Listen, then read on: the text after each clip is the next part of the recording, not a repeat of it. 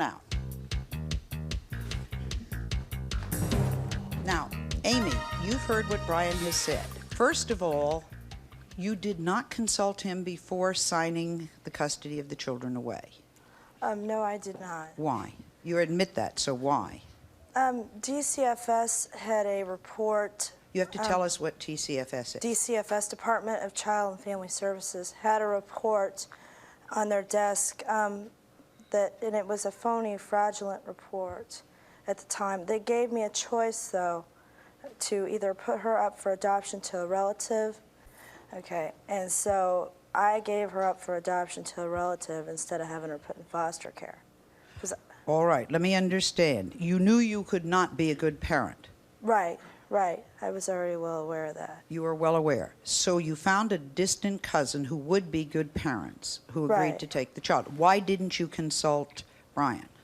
Because I already knew that wasn't an option at the time. Why? Because I don't myself find him fit enough to raise her. What has he done that Who is makes not... you that judge? Well, wait, let her talk. What has he done that makes you think he is not a fit parent? Would not be a fit parent? He has a slight temper problem, and I don't think he has the patience to raise her. Are you worried about how the child will be treated when the child is in Brian and Tammy's care? Yes, I am. As we said, Amy and Brian's baby is being raised by Amy's cousin. Amy gave custody to her cousin, Carrie.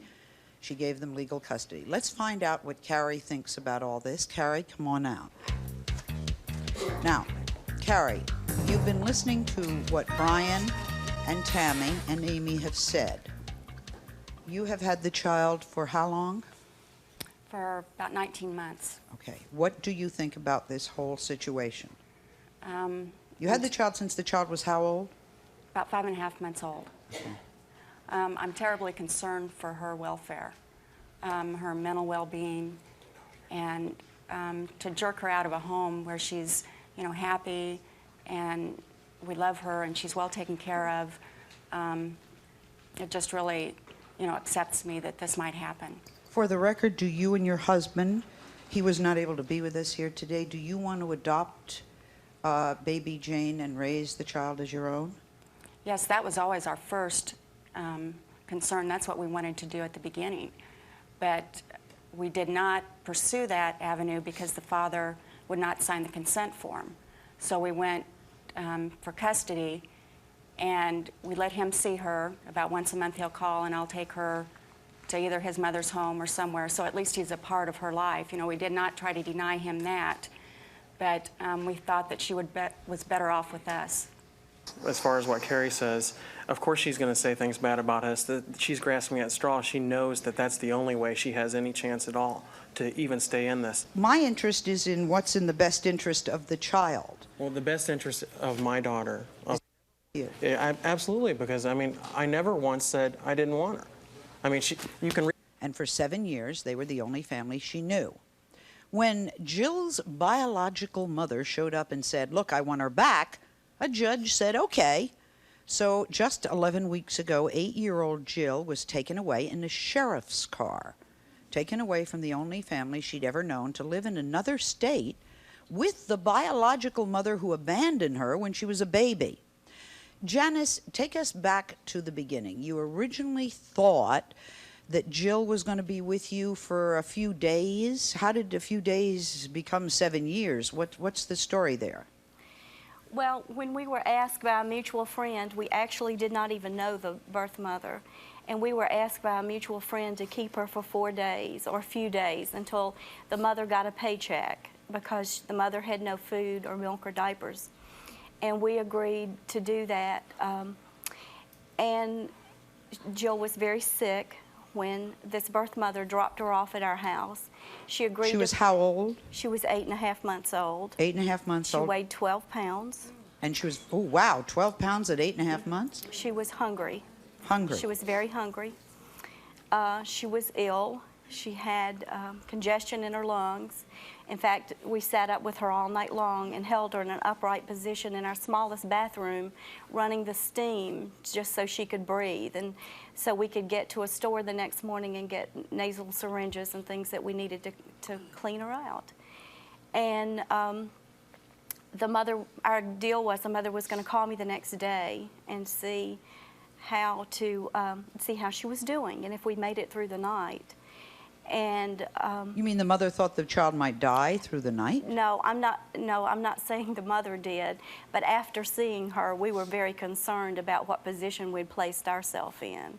And in fact, the birth mother did say, how can I get rid of my boys, my other 2 children? And Oh, she got given you one, and she wanted to know how to get rid of the other 2. right, and I think really she wanted us to take the other 2. Okay. And Bart stood up behind the chair that she was sitting in and shook his head no, because he knew that I might say, well, just leave them all here. But we were so concerned about Jill and her illness that we felt like we had our hands full.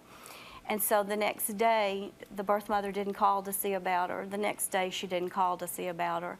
I tried to reach her, and I think it was like 4 days later when I finally did reach her and say, I'd like for you to come over and see her. And she said, I can't. I'm cooking hamburgers for someone tonight, and I'm not going to be able to do that. Okay, so she left a very sick baby. You took care of the baby. For 4 days, you tried to find the mother, and then she couldn't come because she was making hamburgers. Describe the changes you saw in Jill as she stayed with you and started to feel more secure. Well, when the birth mother put her in my arms, she had her face down. Step when she and her husband Sidney found out that the 2.5-year-old girl that they'd raised for most of the girl's life was going to be taken away. Katherine took the child and went into hiding. She knew, of course, how long were you in hiding? 25 days. 25 days. She couldn't hide forever, and eventually she returned home. The child was taken away, and Katherine is now under house arrest while the prosecutors decide what to do. Katherine, first things first.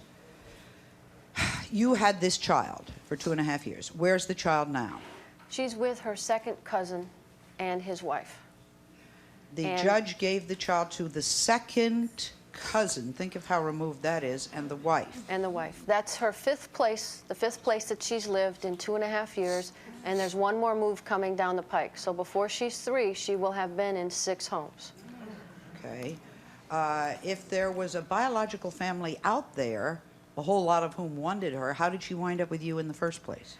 Well, the biological family has come forth and said they weren't aware of the pregnancy, that the biological mom didn't tell them she was pregnant, and that their relationship was such that they didn't know the baby was born and was born drug exposed. It's a cocaine exposed baby. Went into foster care and was placed in our home before they discovered that the child was in the family. So the child was placed with you. Did the child have cocaine in its system? She tested positive at birth, yes. Yes, for cocaine. Right. Then the relatives said that they wanted the child. When the baby was 6 months old, the sister-in-law of the cousin filed an adoption petition.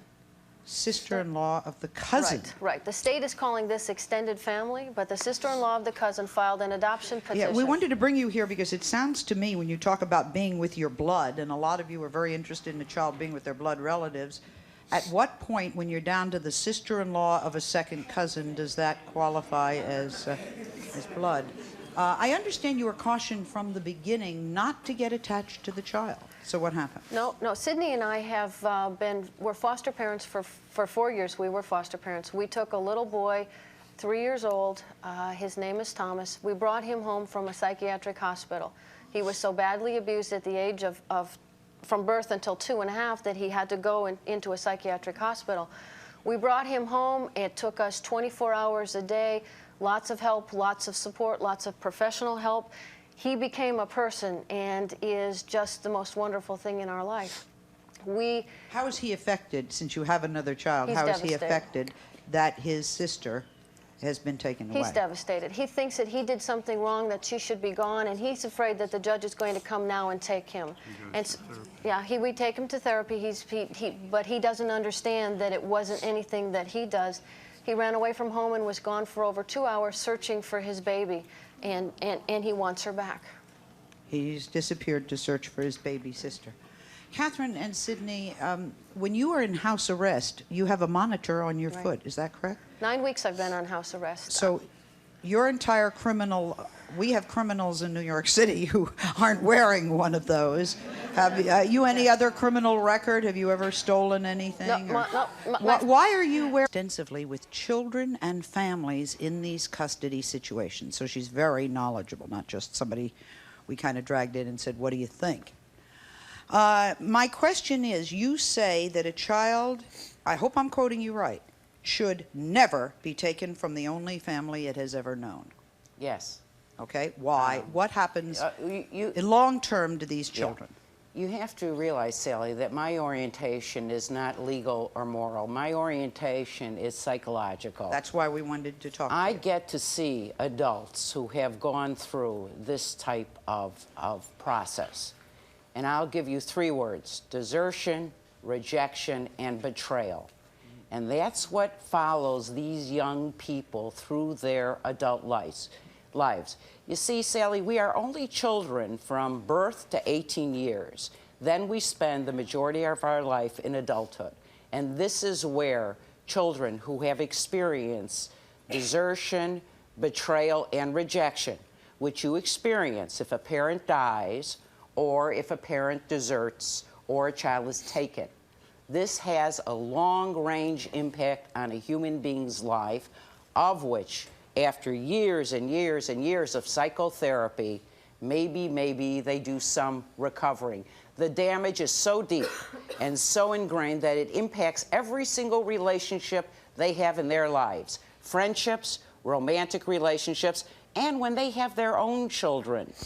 It affects them as a parent. So you see, we start this cycle going. We start this downward cycle. But today, judges feel that the rights of the biological parents are more important than the child's mental well-being. Why? I have a real hard time with